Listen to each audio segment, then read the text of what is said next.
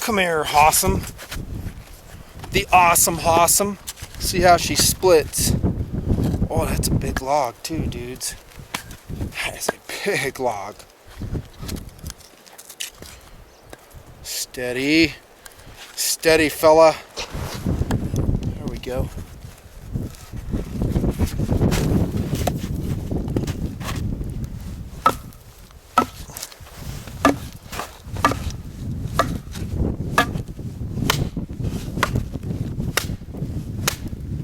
Oh, totally busting my baton.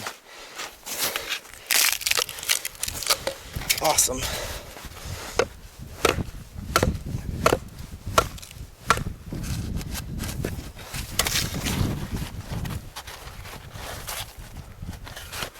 Each time you hit it, it wants to go down into the snow unless you have a platform.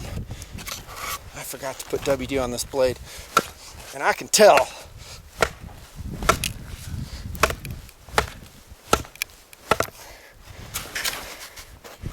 Oh my gosh, that is stuck in there fierce. Fierce stuck.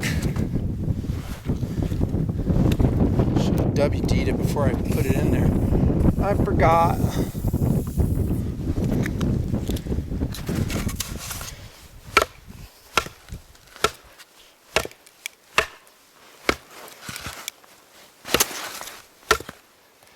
Ooh, big vibration.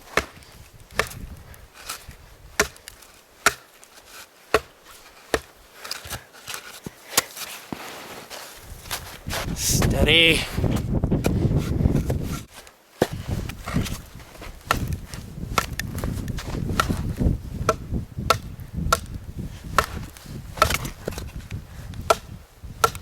It's gonna pop. It's gonna pop. I can feel it. Feel it giving. There it is. There it is. Huh, note to self. WD-40 on the blade first. Especially in a wet log. Or sappy log too. But I didn't just get WD on the lens. Alright, awesome. Let's have it quicker this time. What do you say? What do you say? What do you say?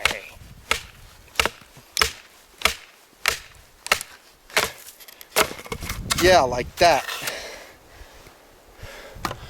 Awesome. By the way, this model is the Forester. Yeah, this is a Hossom Forester I'm using.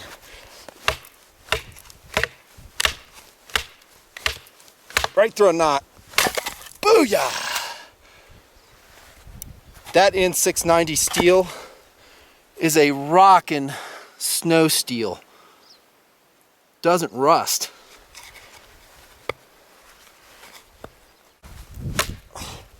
I will get some handle vibration if I'm not careful. I gotta be careful how I hold that handle. I'm just kind of pushing on it, not holding it.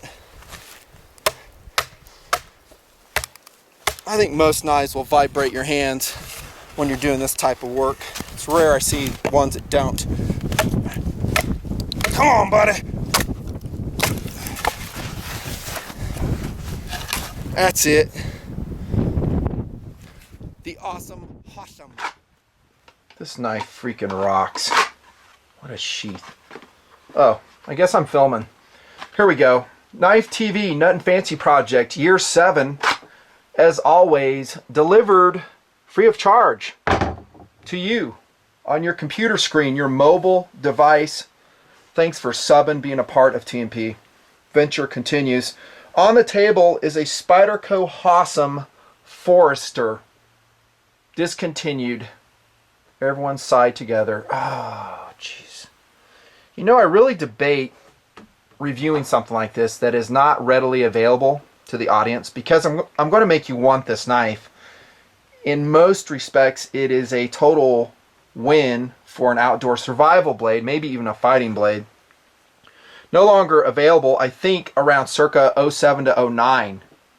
These knives were made and available, and yes, they've been in TMP since 2009. It happens. And it's going to be a 3-for-1, dudes. Check it. So that's the largest version. It is a Jerry Hossom collaboration with Spyderco, made once upon a time by Fox Knives in Italy, which, as we've seen here in TMP Knife TV, has some outstanding quality. They make some great blades. Fox does. And this was one of them. And this is the largest. And then going down is a forager. Make sure I get the sizes right. And I actually had to engrave the sheath so I can remember which one is which. So this is a forager. It's the mid-sized one. Love these blades. Incidentally, when this review is done and posted, they're going to go up on the website at the top there. So move on them if you want them. We got to get some more money for more blades to review. Can't keep them all. It's sad, I know. So sad. And then the smallest one is going to be the Woodlander. No. Oh, check that out. I was thinking about selling them as a set. But that's going to be an expensive set, because these blades were expensive when they came out, and now they're worth even more. Now they're discontinued. I would ballpark each of these blades around the $300 price range. These are new. That one served as a test bed and several outings here in the Nutnfancy project. But as you can see, it wears well. Look at that. I mean, that's, I don't know, I'd call it about 4 outings to include snow. Yeah, these blades are amazing. Why did they get discontinued? Well, Spyderco, as we've seen throughout the years, does that, and I generally like that. Actually, not generally, I do like it, because it makes it more special when it's a collaboration. If it's something like their bread and butter, like a Delica and Dura, no, don't discontinue those. Paramilitary too, no. Improve the blades if you want, but don't discontinue them. I mean, it will lead to an uprising, a civil war in the knife community if you do. This, I don't really think a lot of people knew about this blade, and I don't know back then in 2002, 2009 timeframe how many people liked the larger knives. One of my missions here in TMP, and I think I've achieved some level of success, is educating folks on the advantages of the big blade, how they minimize work. I'm talking specifically this Forester here. And they have a purpose. I mean, as a backpack or a man-portable system, you know, how many years have I said this? A large blade coupled with like a Sawviver, a lightweight backpack saw, is a system that just works. Proven from my own decades of experience. How about the philosophy of use? Well, we're kind of already there. Woods blade, survival blade, especially for the Forester, this big mamma jamma, which incidentally is light for its size. So this is a 9-inch blade approximately, and it's, even with a sheath, just 22 ounces. Ooh, daddy like. 22 ounces for a size of knife like this? We'll talk about the steel here in a second. That's an accomplishment. So definitely a woods blade, survival blade, and while we're looking at this, I would say a fighter as well. The blade shape is very organic. It's got curvature. It's going to have an accelerated cut. It almost, to me, cuts like a kukri. It does. I mean, obviously the blade is different, but it seems like it has that acceleration, that forward mass on these Hossoms. I really like the chop. They're really great chopping blades, specifically this one. The mid-size, yes. Maybe not so much for Baby Bear, the Woodlander. And I think there was even a smaller one still. It was like a 4-knife series. I don't have that one. But as a fighting knife, absolutely. You'll see in the handle how it locks in. The ergonomics are outstanding. If we go down to the mid-sized, I think a lot of dudes really like the mid-sized one. This is a 7.5-inch blade. And it can do most everything that one can. You're just not going to hack with it. I mean, it's, you know, physically not going to be as easy. Those are just physics, man. Can't change that. You want a big, heavy blade to minimize work, you're going to have to carry a bigger, heavy blade. I mean, I've beat that drum all through TMP since 2000 whatever. So this is a great mid-size woods knife.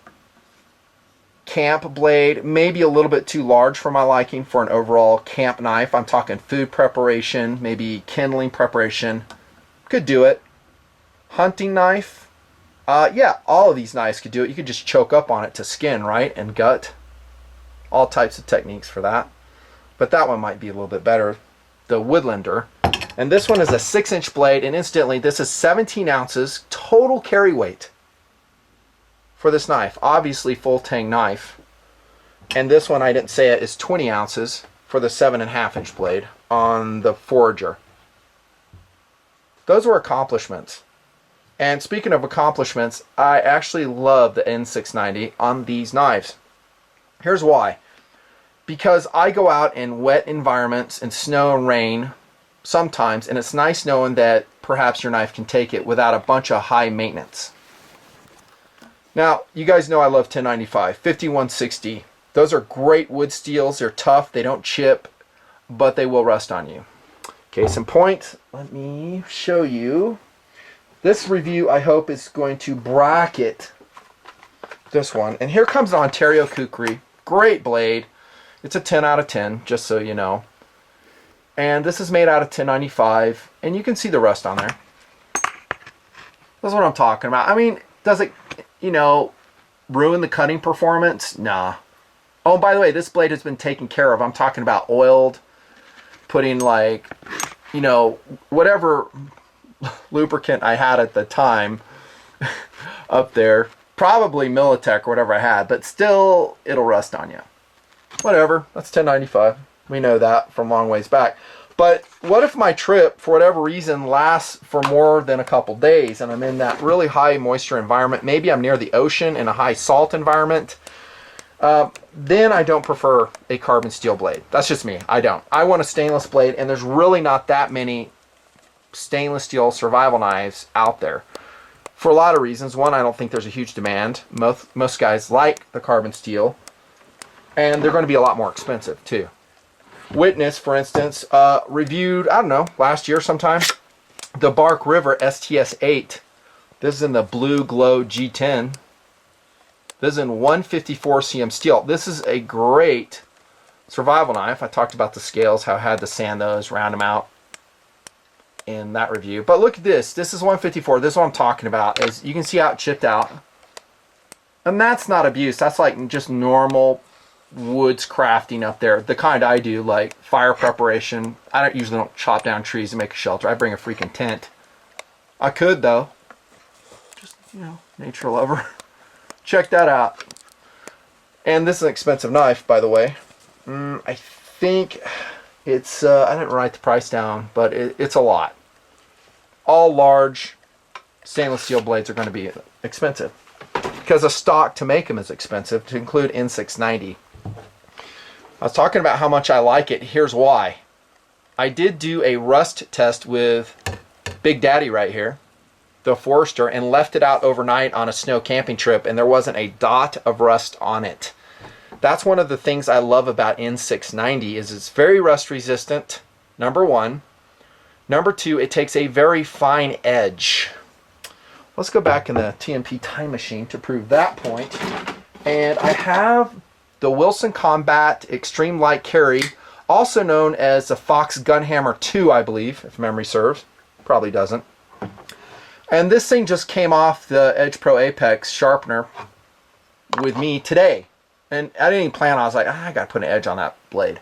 It's also made out of N690, and it's also made by the same company that made this, Fox Knives. And look at that edge. Now, N690 obviously is not the only steel that does that. I mean, we can get an edge like that from pretty much all quality stainless steels that we see on the table. VG10, AUS8, 154, I understand. But it takes a real fine edge. And some, not so much. I have mixed results on 440C. Maybe it's, I don't know, I suck. Probably. Good steel though. Edge resistance, or edge holding I should say, I would say it's pretty good. I'm going to talk exactly how Fox and Spyderco put this blade together, because their formulation, I don't know, with the heat treat, is it different than other 690? I don't know. But this one, with all the chopping I did, still wears a very keen edge. Notice no chips. Convex grind, by the way, which is going to make it kind of a pain in the butt to sharpen, especially with the curvature of the blade. And it's a big blade. Big blades are just harder to sharpen, for me. I mean, if you're a mega skilled hand sharpener, I say more power to you. I'm not, and I don't have a time to spend hours and hours on one blade. You might. 5 millimeters thick, by the way, so that's just the right amount of thickness when you balance it against portability in your man-portable survival system or wilderness system. Accelerated cut right here. Nice belly up here. Remember that kukri reference I did? That's kind of what it just reminds me. If we look at the forward weight on this, again, it just looks kukri-ish to me. Now this is rounded, so I don't know if you could fire steel with it. I didn't really try. But I just love the attention to detail. This is just a gorgeous knife that Spyderco put together. All their fixed blades are, right? Pretty much. There's a Spidey hole right there. You can see the Jerry Hossom reference right here. Made in Italy. Look at the jimping. This is one reason, obviously, that I'm so stoked on this knife is the ergonomics. We're going to fade away from the blade steel on the blade here. The ergonomics are just so awesome in this blade, with one caveat, and I'm going to hit that hard here in a sec. But look how it locks in. So you have a deep choil, forward and back. It's kind of a sub-hilt almost, along with the jimping right there. Dude, it locks in. That's why I said for a POU of fighting, absolutely. Would you want to go against this knife? Any one of these. You know, I'm showing you the Forester. How about the Forager? This one is going to be even faster in hand. I mean, it's going to have such a sweeping cut to it. Wicked penetration with that tip. Out of box, they come very, very sharp with a perfect convex relief edge. Even this one, the Woodlander, just wicked blades, man. The one thing I was going to ding on this, and this I realized when I was chopping with, heck, any one of them, but again, I used, get the name right, the Forester, is this portion right here. The good side is that the handle wearing the G10 forest green scales of this now gone Hossom are good looking. They provide good traction, especially in the wet. And I'm going to show you video, I think from 2009 when I was testing this. And either I have photograph or videos. I'm going to have to hunt through the hard drives to find it. Good traction. No rust problems. We've established that. It's got a good enveloping design. The problem is right here, is this hilt portion, when you're hacking, you will get battering against your pinky finger. So you're going to swing it, whack, and I was getting sore right here. And I chopped several trees down with this sucker. Uh-huh. Yeah, and look at the edge. Do I have paper? I never have paper. Oh, dudes, I got some cardboard, though. I'll do one swipe of cardboard. Let's see how it does. Not planned. Oh, dude. Getting excited. Dude. Yeah, the steel's good. Here it is. And so is everything. I wish this would have just been transitioned to a straighter design so there's no battering. I doubt there's many people that have gone out and tested their Hossoms probably the way I did, like chopping a tree down. I think a lot of people just put them in collections. I could be wrong. Good handle except for that. The sheath, total win. It is Kydex. It is fitted. It has a G-clip. G-clip. This one here actually has, and I can't remember if I put this on, has a Blade Tech attachment on it, which will add weight but versatility. Drainage hole, very slim trim. The fit is excellent. I think I got the right sheet. Listen. No retention straps needed. I don't know if I'd carry any one of these upside down, but for right side up, you betcha. And the nice thing is, for a wet environment survival knife, perfect sheath option, wouldn't you say? Competitive options. I don't have that many with me. I got another review I'm going to work on tonight, but I already showed you the STS. The Bark River makes some great blades. They are expensive. They're not going to be any more in these, though, generally speaking. And these also are limited edition, right? And there's some other ones out there. You can go into my playlist, the best large survival knives and best fixed blade knives, and you'll see other options. I'm not going to cover them all here. Quality, superb, durability, I see no problems at all. Two kinds of cool, man, absolutely. We talked about the functionality and pretty much the philosophy of use of wilderness blade and fighting knife. And now collectability. I bet whoever gets these is just going to put them in their collection. And the value is probably going to go up. Unless Spyderco comes out with another version. And by the way, if you do, Spyderco, Jerry, fix that handle right there. Thank you. That'd be awesome. Oh, by the way, there's your lanyard hole needed for these big blades. Two kinds of cool. They're good looking blades, are organic. Great stainless steel, the N690, at least in my experience. I was really happy with it. Total win. It's sad they're not around anymore. Who knows? They may come out again. Spyderco does that sometimes from the vids here in TMP. Thanks, dudes. See ya.